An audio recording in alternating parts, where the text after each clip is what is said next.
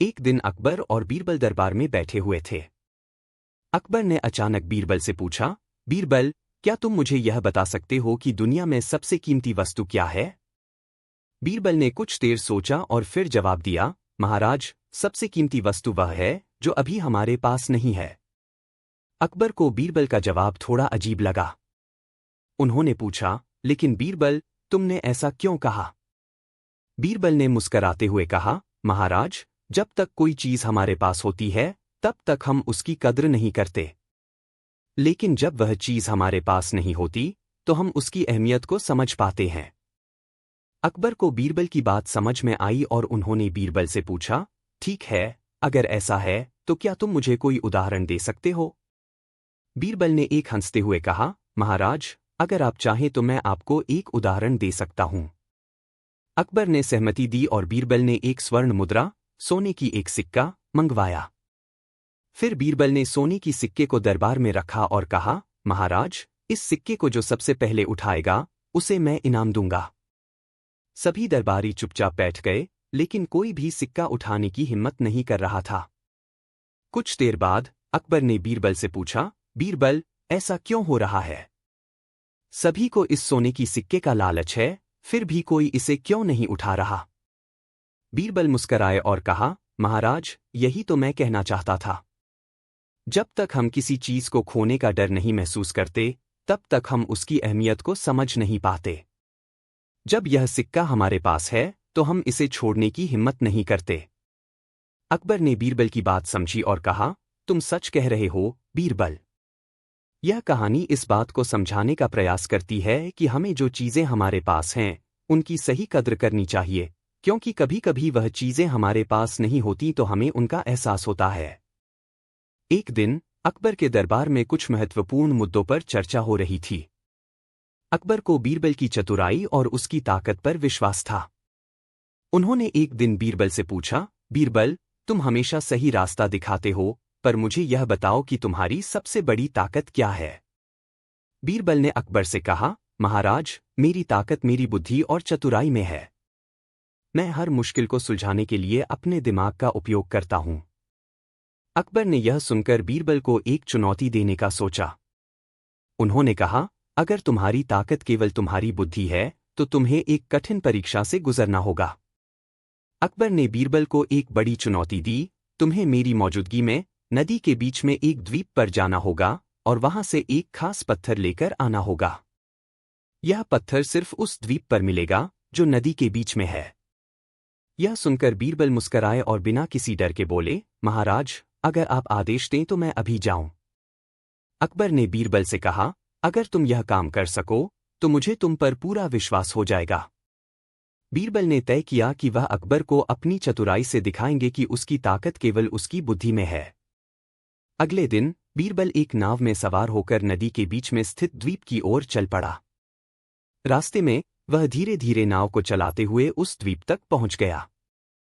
लेकिन बीरबल ने वहां पहुंचते ही पत्थर लेने की बजाय वहां के पेड़ों और झाड़ियों से कुछ लकड़ी काटी और नाव में डाल ली। फिर वह वापस लौटने लगा। जब बीरबल अकबर के पास वापस लौटा तो अकबर ने हैरान होकर पूछा, बीरबल, तुम्हें तो वहां पत्थर लेने जाना था, फिर तुम लकड़ी लेकर क्यों लौट आए? बीरबल मुस्कराए और बोले, महाराज, मेरी ताकत केवल बुद्धि में है और यह चुनौती भी एक परीक्षा थी। मैंने यह साबित किया कि अगर मुझे किसी मुश्किल का सामना करना पड़ा तो मैं उसे अपने दिमाग से हल कर सकता हूं। नदी में जो द्वीप था उस पर कोई पत्थर नहीं था। मैं वहां पहुंचकर देख चुका था, इसलिए मैंने वहां से लकड़ी उठाई और नाव में डाल ली, जिससे मेरी नाव का वजन बढ़ गया और वह आसानी से बहकर तट पर लौट आई। अकबर ने यह सुनकर हैरान होकर बीरबल की चतुराई की सराहना की और कहा, बीरबल, तुम्हारी ताकत तुम्हारी बुद्धि और सूझबूझ में है, जो सच में अद्वितीय है। इस कहानी से यह सिद्ध होता है कि असल ताकत किसी व्यक्ति की शारीरिक क्षमता में नहीं, बल्कि उसकी चतुराई और बुद्धि में होती है। बीरबल ने अपनी सूझबूझ से यह साबित किया कि मुश्किल से मुश्किल समस्या का हल केवल बुद्धि से ही निकल सकता है। बीरबल की चतुराई और समझदारी की कथाएं भारतीय लोक कथाओं का महत्वपूर्ण हिस्सा हैं, और इनमें से कई ऐसी कहानियां हैं जो न केवल हंसी खुशी के क्षण प्रदान करती हैं, बल्कि जीवन के कई महत्वपूर्ण पाठ भी सिखाती हैं। इन कथाओं में अकबर और बीरबल के संवादों की महत्ता होती है, जहां बीरबल अपनी बुद्धिमत्ता, साहस और चतुराई से अकबर को बार बार चकित कर देता है। यहाँ मैं बीरबल की कुछ प्रमुख और मशहूर आधी बाशी, आधा सत्य, आधी झूठ पर आधारित कथाएं साझा कर रहा हूँ, जिनसे बीरबल की कूटनीति और समझदारी का पता चलता है। 1. बीरबल और आधी बाशी, आधी सच्चाई, आधा झूठ। कहानी। एक दिन अकबर ने बीरबल से पूछा, बीरबल, तुम्हें क्या लगता है, जो व्यक्ति जीवन में आधी सच्चाई और आधा झूठ बोलता है, वह सही है या गलत? बीरबल ने थोड़ी देर सोचा और फिर मुस्कुराते हुए कहा, महाराज, यह तो उस व्यक्ति पर निर्भर करता है कि वह किस परिस्थिति में आधी सच्चाई और आधा झूठ बोलता है। अकबर को बीरबल का जवाब समझ में नहीं आया और उन्होंने कहा, क्या तुम इसे विस्तार से समझा सकते हो?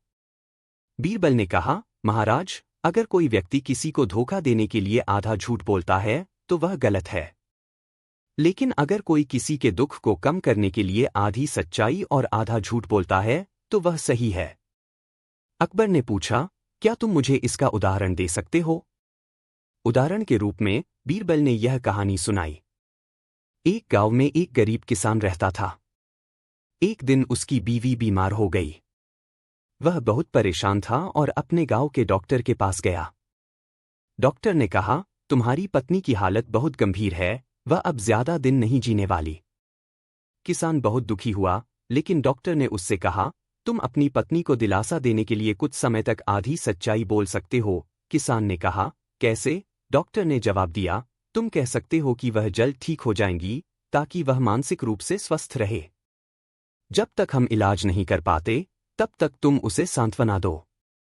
किसान ने डॉक्टर की बात मानी और अपनी पत्नी को यह बताया कि वह जल्द ठीक हो जाएगी। उसकी पत्नी को यह सुनकर राहत मिली और उसने मानसिक रूप से सुधार किया। कुछ दिन बाद डॉक्टर की मदद से उसकी पत्नी पूरी तरह ठीक हो गई। अकबर मुस्कराए और बोले, तुम सही कह रहे हो, बीरबल। कभी कभी आधी सच्चाई और आधा झूठ भी किसी के भले के लिए होता है। 2. किसी को अधूरी जानकारी देना। कहानी। एक दिन अकबर ने बीरबल से पूछा, बीरबल, अगर कोई व्यक्ति हमें अधूरी जानकारी दे, तो हमें क्या करना चाहिए? बीरबल ने तुरंत जवाब दिया, महाराज, अधूरी जानकारी देने वाला व्यक्ति गलत करता है। लेकिन यदि कोई व्यक्ति हमें अधूरी जानकारी देता है, तो हमें अपनी समझ से उस जानकारी को पूरा करना चाहिए। अकबर ने बीरबल से पूछा, क्या तुम मुझे इसका उदाहरण दे सकते हो? उदाहरण के रूप में बीरबल ने यह कहानी सुनाई। एक बार एक व्यापारी ने एक गांव में प्रवेश किया। उसने गांव वालों से कहा, मैं तुम्हें एक बहुत ही महंगी वस्तु देने आया हूं, लेकिन मुझे इसे बेचने का तरीका नहीं पता। गांव वालों ने उसकी बात सुनी, लेकिन उन्हें इस पर विश्वास नहीं हुआ। व्यापारी ने फिर एक व्यक्ति को बुलाया और उसे बताया, अगर तुम इसे सही तरीके से बेच सको तो तुम्हें बहुत बड़ा इनाम मिलेगा। अब उस व्यक्ति ने सोचा कि यदि वह व्यापारी की बात मानता है, तो उसे बहुत फायदा होगा। उसने व्यापारी से आधी जानकारी ली और सोचा कि वह खुद इसे आगे बढ़ा देगा। लेकिन वह व्यापारी द्वारा दी गई अधूरी जानकारी के कारण धोखा खा गया। वह सोचता रहा कि अब वह व्यापारी से कुछ लाभ उठा पाएगा, लेकिन व्यापारी ने उसे और भी भ्रमित कर दिया। अकबर ने यह सुनकर कहा, अब मैं समझ गया। अधूरी जानकारी देने से किसी का भला नहीं हो सकता। 3. आधी बाशी में चतुराई का प्रयोग। कहानी। एक बार अकबर और बीरबल दरबार में बैठे थे और अकबर ने एक गंभीर सवाल पूछा, बीरबल, तुम हमेशा कहते हो कि हर व्यक्ति को अपना काम करने का तरीका खुद समझना चाहिए। तो क्या तुम किसी को अधूरी जानकारी देने के पक्ष में हो? बीरबल ने कहा, महाराज, हम सभी को जानकारी पूरी तरह से देनी चाहिए, लेकिन कभी कभी हमें कुछ जानकारी इसलिए छोड़नी पड़ती है ताकि सामने वाला व्यक्ति खुद सोचकर सही निर्णय ले सके। अकबर ने चिढ़ते हुए कहा, क्या तुम्हारा मतलब यह है कि तुम किसी को अधूरी जानकारी दे सकते हो? बीरबल ने एक उदाहरण दिया। महाराज, मान लीजिए कि किसी गांव में एक व्यापारी अपनी दुकान पर बहुत सारी महंगी वस्तुएं बेचता है। लेकिन उसने एक दिन कुछ सामान चोरी होने की खबर सुनी और फिर दुकानदार को यह कहा, तुम्हारे पास चोरी की चीजें हैं, हमें इन्हें देखना होगा। अब व्यापारी परेशान हो गया और उसने बीरबल से पूछा कि उसे क्या करना चाहिए। बीरबल ने कहा, तुम अपनी दुकान को ठीक से साफ करके सभी चीजें दिखाओ। लेकिन ध्यान रखना, अपनी दुकान में किसी चोरी की चीज को न दिखाओ, ताकि वह खुद समझ सके कि उसने किसी गलती का अनुमान लगाया है। इस तरह बीरबल ने अधूरी जानकारी दी और व्यापारी को बिना किसी परेशानी के समस्या से निपटने का रास्ता दिखाया। निष्कर्ष: बीरबल की आधी बाशी, आधी सच्चाई, आधा झूठ की ये कथाएं यह सिखाती हैं कि कभी-कभी पूरी सच्चाई नहीं बताना या आधी जानकारी देना जरूरी हो सकता है, खासकर जब सामने वाले की भलाई के लिए ऐसा करना आवश्यक हो। बीरबल की बुद्धिमत्ता और चतुराई इस बात को साबित करती है कि किसी भी स्थिति में सही निर्णय लेने के लिए केवल शारीरिक बल की नहीं, बल्कि मानसिक बल की आवश्यकता होती है। इस तरह बीरबल के संवादों और चतुराई से हम यह सीख सकते हैं कि जीवन में हर परिस्थिति को समझदारी से हल करना चाहिए और हर किसी के साथ वैसा व्यवहार करना चाहिए जैसा वे परिस्थिति में उचित समझें। कहानी है जो अकबर और बीरबल की बुद्धिमत्ता और मनोरंजन से भरी कहानियों में से एक है। यह कहानी बीरबल की चतुराई और तर्क शक्ति को दर्शाती है। कहानी इस प्रकार है। एक दिन बादशाह अकबर के दरबार में सभी दरबारी उपस्थित थे। मनोरंजन के लिए अकबर ने बीरबल से पूछा, बीरबल, क्या तुम ऐसा कोई खेल बना सकते हो जो सभी को सोचने पर मजबूर कर दे और साथ ही सबको मजा भी आए?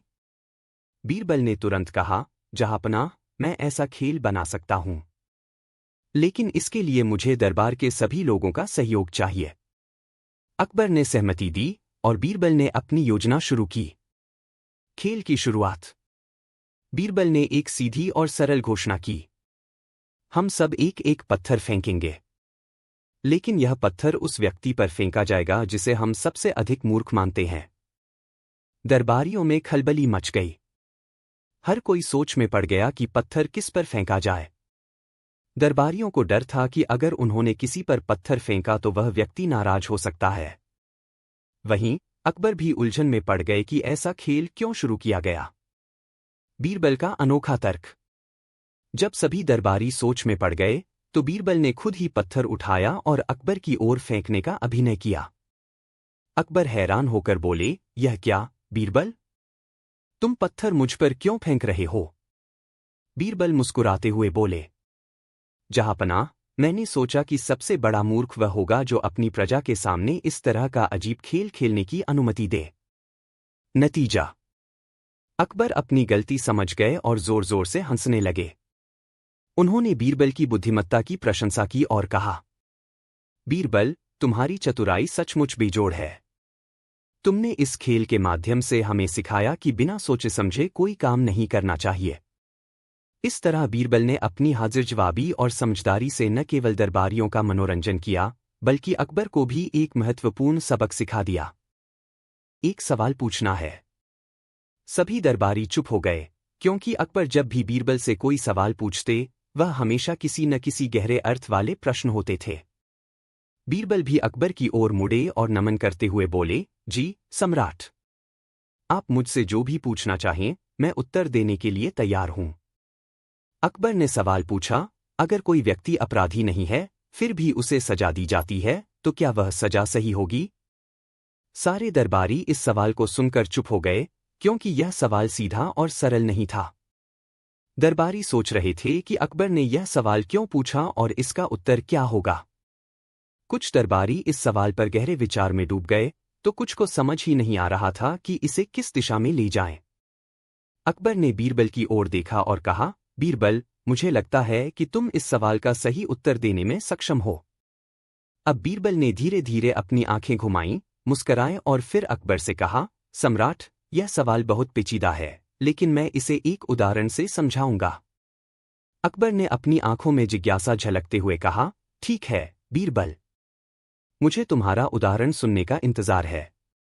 यह सुनकर बीरबल ने अपनी चतुराई और सूझबूझ का परिचय देते हुए अपना उदाहरण देना शुरू किया, जो आगे जाकर न केवल अकबर बल्कि सभी दरबारियों को सोचने पर मजबूर कर देता है।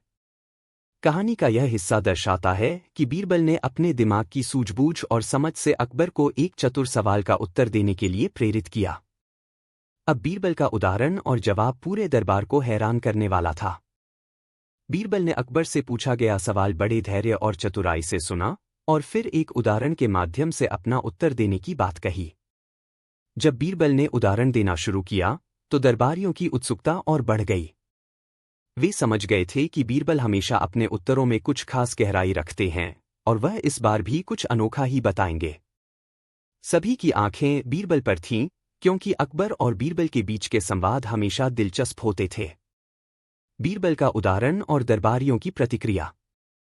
बीरबल ने उदाहरण देना शुरू किया। सम्राट, मान लीजिए एक गांव में एक व्यक्ति था जो मेहनत और ईमानदारी से अपना काम करता था। एक दिन वह व्यक्ति जंगल में गया और रास्ते में एक शेर से भिड़ गया। उस शेर ने उसे हमला किया, लेकिन उस व्यक्ति ने साहस दिखाते हुए शेर को मार डाला और गांव को बचा लिया। लोग उसकी बहादुरी की तारीफ करने लगे। दरबारियों ने एक दूसरे की तरफ देखा और सुना। वे इस कहानी के माध्यम से समझने की कोशिश कर रहे थे कि बीरबल इस उदाहरण से क्या संदेश देना चाहते हैं। बीरबल ने आगे कहा, लेकिन कुछ दिन बाद उसी व्यक्ति पर एक अन्य अपराध का आरोप लगाया गया। उसे पकड़कर अदालत में पेश किया गया। अब गांव के लोग कह रहे थे कि उसने एक निर्दोष व्यक्ति का खून किया है। हालांकि वह व्यक्ति ने खुद को निर्दोष साबित किया, लेकिन फिर भी अदालत ने उसे सजा दे दी। यह सुनकर दरबारी सोच में पड़ गए। एक दूसरे से कुछ बड़बड़ाते हुए वे समझ नहीं पा रहे थे कि बीरबल इस उदाहरण से क्या सिखाना चाहते हैं। अकबर का संकोच और बीरबल की चतुराई। अकबर थोड़ी देर चुप रहे, उनकी आंखों में हल्की सी मुस्कान थी। वह समझ गए थे कि बीरबल के द्वारा उठाया गया सवाल बहुत गहरा है और उनका उद्देश्य दरबारियों को सोचने पर मजबूर करना था। अकबर ने आखिरकार पूछा, बीरबल, तुम्हारा उदाहरण बहुत दिलचस्प है, लेकिन मुझे यह बताओ कि इस स्थिति में क्या सही था। बीरबल मुस्कुराए और धीरे से बोले, सम्राट, यह सवाल ही सही और गलत के बीच के अंतर को समझने का है। क्या उस व्यक्ति को उसकी बहादुरी के लिए पुरस्कृत किया जाना चाहिए था, या फिर उसे एक मामूली अपराध के आरोप में सजा दी जानी चाहिए? इस सवाल का जवाब हमारी समझ और इंसानियत पर निर्भर करता है। बीरबल ने अपनी बात खत्म की और अकबर की तरफ देखा। सभी दरबारी चुप थे, क्योंकि वे यह सोच रहे थे कि बीरबल ने इस साधारण से सवाल को किस तरह गहरे अर्थ में बदल दिया। दरबार में सन्नाटा था और सभी दरबारी बीरबल की बुद्धिमानी पर मुग्ध थे। दरबारियों की प्रतिक्रिया। अब एक दरबारी ने जोड़ा, सम्राट, बीरबल की बात बिल्कुल सही है। कभी कभी हमें यह नहीं सोचना चाहिए कि किसी व्यक्ति को सजा क्यों मिल रही है, बल्कि हमें यह देखना चाहिए कि क्या उसकी सजा सही है या नहीं, और क्या वह सजा उस व्यक्ति की मानसिकता और कर्मों के हिसाब से उचित है। अकबर ने सिर हिलाते हुए कहा, यह सच है। बीरबल ने हमें यह समझाया कि केवल कानूनी प्रक्रिया ही नहीं, बल्कि हमारी इंसानियत और समझदारी भी महत्वपूर्ण है। हमें सच्चे न्याय को समझने की आवश्यकता है और सिर्फ दोषी होने का आधार नहीं बनाना चाहिए।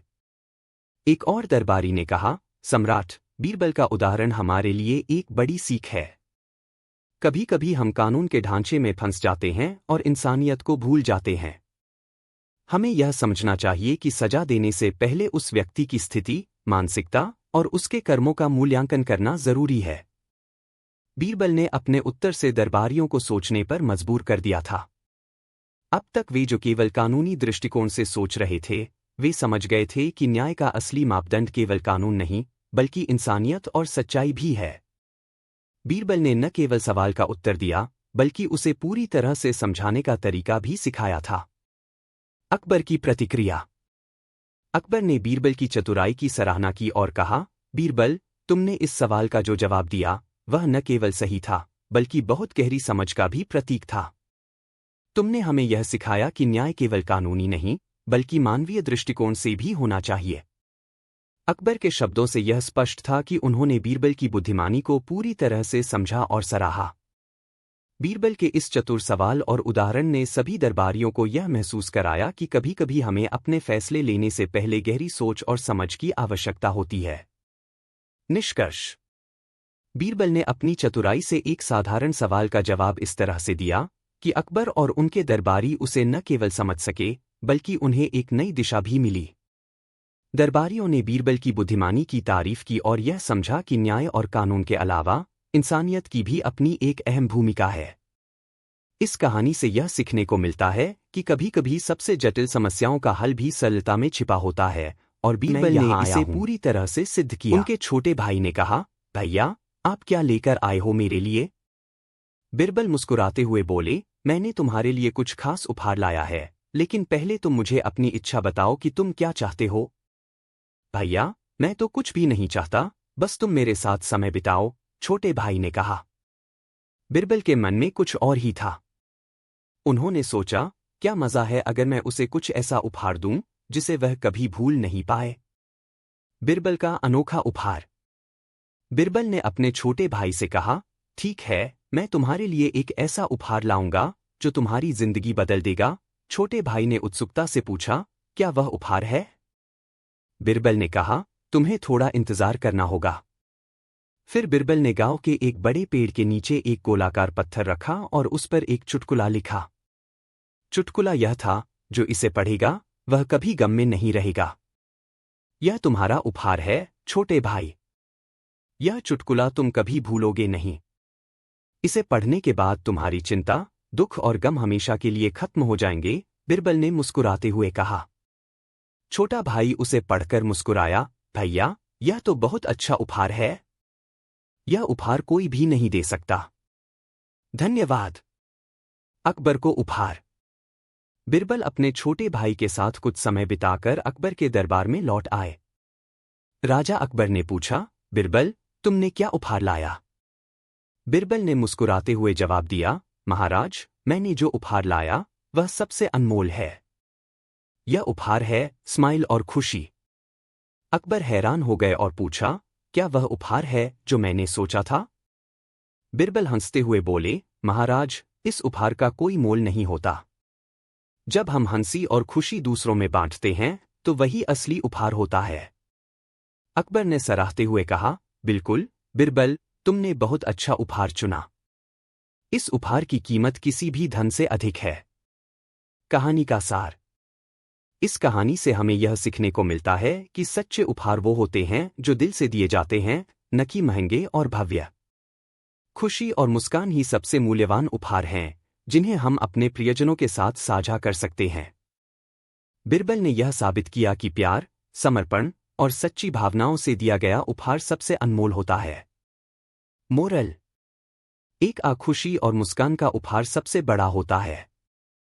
2 सच्चा उपहार वह होता है जो दिल से दिया जाए। 3 दूसरों की खुशी में अपनी खुशी खोजो।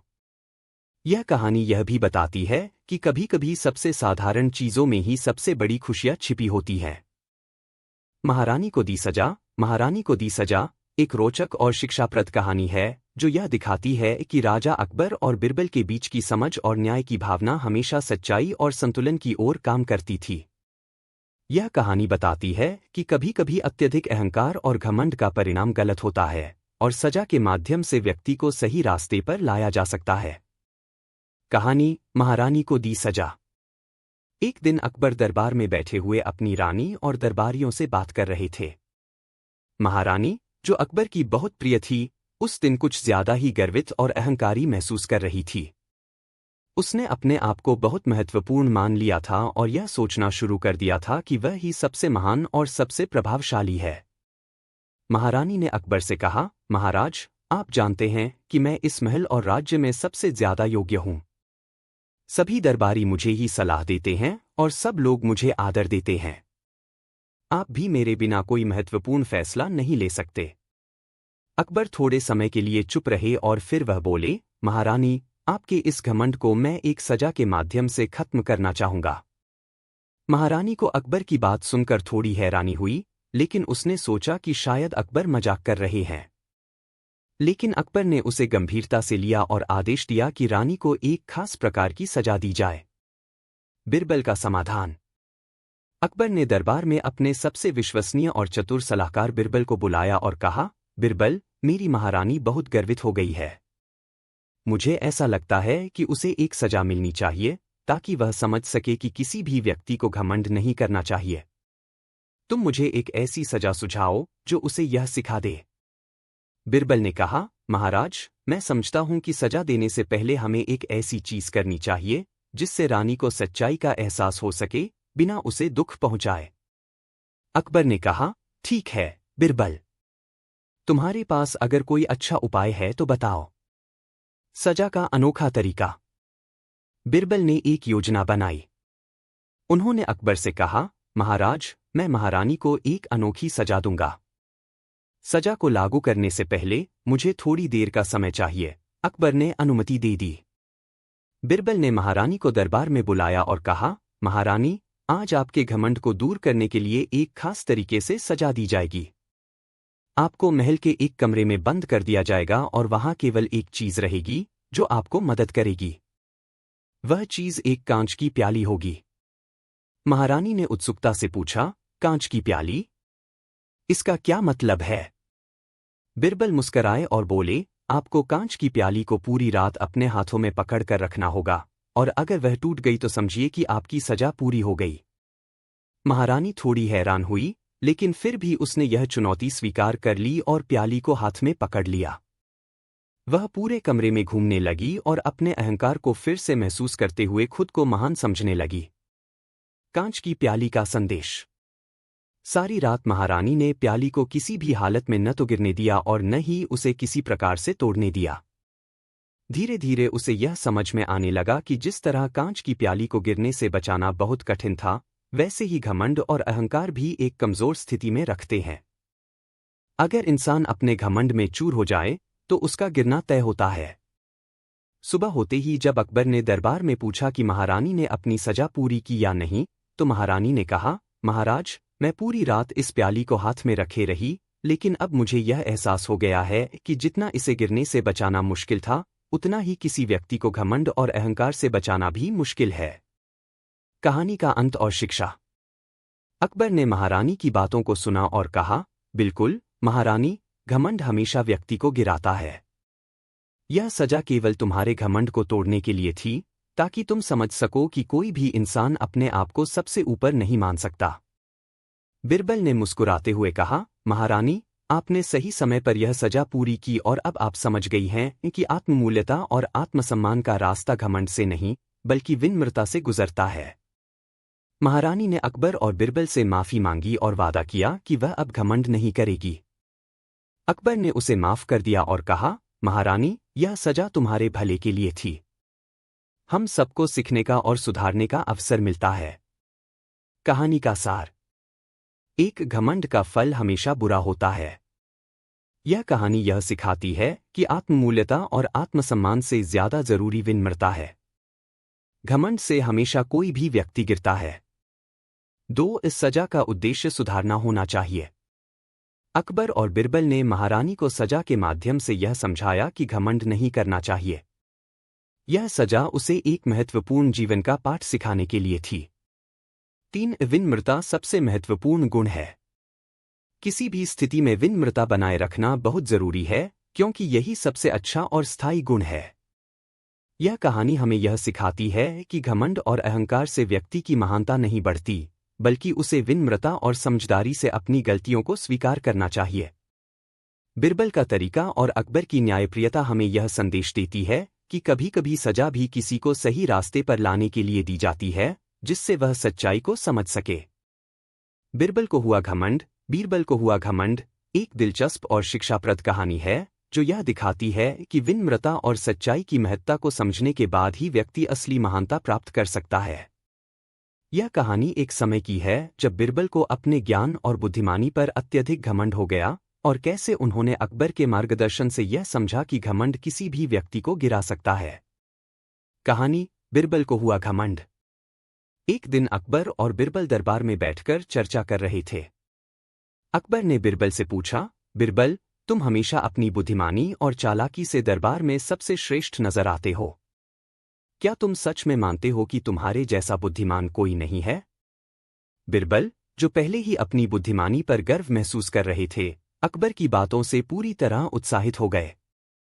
उन्होंने बिना किसी संकोच के कहा, महाराज, इस राज्य में कोई भी मेरे जैसा चतुर और बुद्धिमान नहीं है। मुझे किसी भी समस्या का हल तुरंत मिल जाता है। अकबर ने मुस्कुराते हुए कहा, ठीक है बिरबल, अगर तुम सच में इतने बुद्धिमान हो तो तुम्हें यह साबित करना होगा कि तुम अपनी बुद्धिमानी से किसी भी चुनौती का हल निकाल सकते हो। बिरबल को यह चुनौती स्वीकार करने में देर नहीं लगी। उन्होंने खुद को साबित करने का मन बना लिया। बिरबल का घमंड बढ़ता गया। कुछ दिनों बाद एक दिन अकबर ने दरबार में एक और मजेदार बात की योजना बनाई। उन्होंने अपने दरबारियों से कहा, आज मैं बिरबल को एक चुनौती दूंगा। हम सब देखेंगे कि क्या वह अपनी बुद्धिमानी और चतुराई से इसका हल निकाल पाते हैं। अकबर ने फिर एक बड़ा सा कागज और उस पर कुछ जटिल सवाल लिखवाए। वह सवाल इतने जटिल थे कि कोई भी आम व्यक्ति उनका सही उत्तर नहीं दे सकता था। जब कागज दरबार में रखा गया तो सभी लोग यह देखकर चौंक गए कि अकबर ने कितनी कठिन समस्याएं तैयार की हैं। बिरबल ने जैसे ही कागज को पढ़ा, वह चकित हो गए। लेकिन अब उनके घमंड को ठेस पहुंचाने का सवाल था, इसलिए उन्होंने बिना किसी झिझक के जवाब देना शुरू किया। हर सवाल का उन्होंने ऐसा हल निकाला कि सभी दरबारी हैरान रह गए। वह हर सवाल का उत्तर सही और आसानी से दे रहे थे। जैसे जैसे बिरबल जवाब दे रहे थे, उनका घमंड और बढ़ता गया। अकबर ने लिया एक फैसला। हालांकि अकबर इस पूरी प्रक्रिया को ध्यान से देख रहे थे। उन्होंने देखा कि बिरबल अपने जवाबों पर इतना गर्व कर रहे थे कि वह अब बिल्कुल भी विनम्र नहीं रहे। अकबर को यह देखकर चिंता हुई कि बिरबल का घमंड अब उनकी बुद्धिमानी से कहीं अधिक बढ़ गया था। अकबर ने सोचा, अब बिरबल को सिखाने का समय आ गया है कि घमंड केवल नुकसान देता है। अकबर ने एक योजना बनाई और अगले दिन दरबार में सभी को बुलाया। उन्होंने बिरबल से कहा, बिरबल, तुमने बहुत अच्छे उत्तर दिए हैं, लेकिन मैं तुम्हें एक और चुनौती देना चाहता हूं। क्या तुम तैयार हो? बिरबल ने गर्व से कहा, महाराज, मैं तो हमेशा तैयार हूं। मेरे जैसे चतुर व्यक्ति के लिए किसी भी समस्या का हल निकलना आसान है। अकबर मुस्कुराए और बोले, ठीक है बिरबल, तुमको यह हल करना है। इस कमरे में जितने लोग हैं, उनके नामों को तुम एक ही सांस में गिनकर बताओ। बिरबल का घमंड टूटा। बिरबल को यह चुनौती थोड़ी अजीब सी लगी, क्योंकि वे सभी दरबारियों के नाम भी नहीं जानते थे। फिर भी उन्होंने आत्मविश्वास से जवाब दिया, महाराज, मैं इसे भी हल कर दूंगा। बिरबल ने पूरे कमरे का निरीक्षण किया और सभी दरबारियों के नाम याद करने की कोशिश की, लेकिन वह नाकामयाब रहे। समय बीतता गया, लेकिन बिरबल किसी भी दरबारी का नाम सही से नहीं ले पाए। अकबर ने देखा कि बिरबल अपने जवाबों के बारे में सोचते सोचते थक गए। अकबर ने मुस्कुराते हुए कहा, बिरबल, क्या तुम अपनी बुद्धिमानी के घमंड में इतना खो गए हो कि अब तुमसे साधारण सवाल भी नहीं हल हो पा रहे? बिरबल को अपनी गलती का एहसास हुआ। उन्होंने सिर झुका लिया और कहा, महाराज, मैं गलत था। मैंने अपनी बुद्धिमानी पर इतना घमंड कर लिया था कि मैं यह भूल गया कि हर इंसान में कोई न कोई कमजोरी होती है।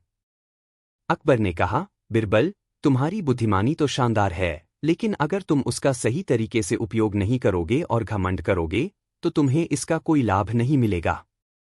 यह घमंड तुम्हारे लिए नुकसानदायक हो सकता है। कहानी का संदेश। बिरबल ने अकबर के शब्दों को गहरी समझ से सुना और उन्हें याद रखा। इस घटना के बाद से वह ज्यादा विनम्र और समझदार हो गए। उन्होंने यह सीखा कि अगर किसी के पास ज्ञान और बुद्धिमानी है तो उसे हमेशा नम्रता और विनम्रता के साथ उपयोग करना चाहिए, क्योंकि घमंड किसी भी व्यक्ति के लिए हानिकारक हो सकता है। कहानी का सार, मॉरल ऑफ द स्टोरी। एक घमंड नुकसानदायक होता है। यह कहानी यह सिखाती है कि घमंड किसी भी इंसान को गिरा सकता है, भले ही वह कितना भी बुद्धिमान क्यों न हो। 2. विनम्रता सबसे बड़ी शक्ति है। अगर किसी के पास ज्ञान है तो उसे विनम्रता के साथ इस्तेमाल करना चाहिए। 3. खुद को समझना जरूरी है। घमंड से व्यक्ति अपनी कमियों को नजरअंदाज कर देता है, जबकि उसे अपनी कमियों को पहचानने और सुधारने की आवश्यकता है। 4. सच्ची महानता विनम्रता में है। असली बुद्धिमानी और महानता तब होती है जब कोई अपनी सफलता को विनम्रता से स्वीकार करता है। यह कहानी यह दर्शाती है कि सच्ची बुद्धिमानी और विनम्रता का साथ देना बहुत जरूरी है, ताकि जीवन में संतुलन और सफलता दोनों हासिल की जा सके। महाराज ने महारानी को सुनाई सजा, एक रोचक और शिक्षा